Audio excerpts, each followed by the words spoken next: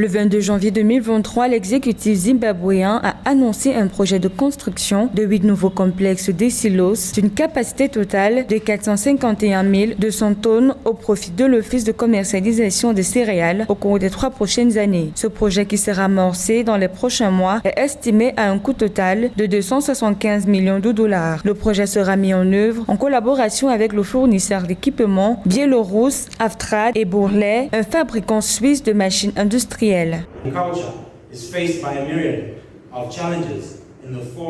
Notre secteur agricole fait face à de nombreux défis.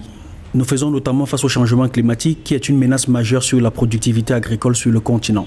Les changements climatiques causent des chocs tels que la sécheresse et l'irrégularité des pluies qui perturbent la production agricole et fait grimper les prix des denrées.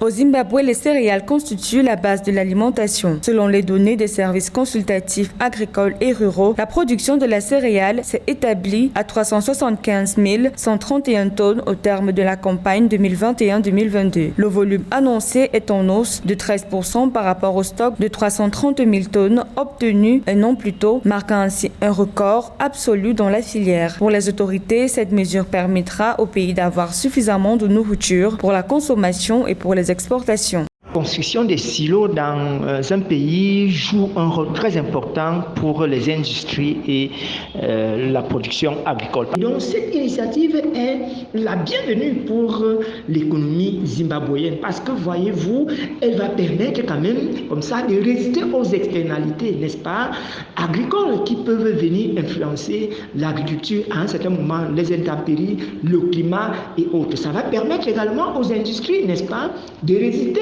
à certaines externalités, par exemple liées à la crise internationale, la crise russo-ukrainienne pour la production, importation et exportation des produits céréaliers.